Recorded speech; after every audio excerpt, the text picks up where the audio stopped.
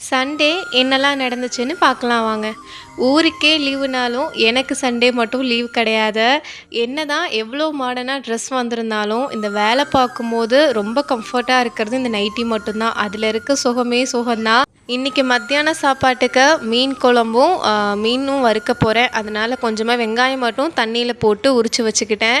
மசாலாக்கு ஒரு 6 சின்ன வெங்காயம், கொத்தமல்லி, புதினா, கறிவேப்பிலை, அது கூட ஒரு 10 பல் பூண்டு, 2 துண்டு இஞ்சி, புளிச்சாறு, அதுக்கப்புறமா சோம்பு 1 டேபிள் ஸ்பூன், காஷ்மீரி மிளகா 2 டேபிள் ஸ்பூன் போட்டு நல்லா அரைச்சு எடுத்துக்கிட்டேன்.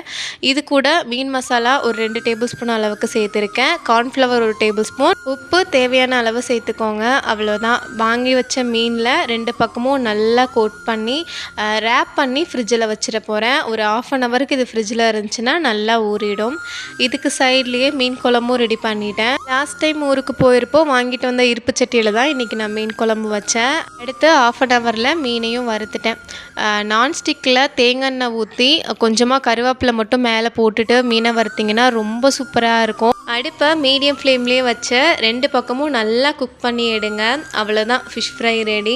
அடுத்து என்ன, சாப்பிட வேண்டியதான். நல்லா சூடாக 2 கரண்டி சாதம், அது கூட மீன் குழம்பு, வறுத்த மீன், அது மேலே லைட்டாக லெமன் ஜூஸ் புழிஞ்சிட்டு கண்டிப்பாக வெங்காயம் இருக்கணும். இதுக்கு மேலே என்ன வேணும்? சண்டே எவ்வளோ வேலை செஞ்சாலும் பரவாயில்ல.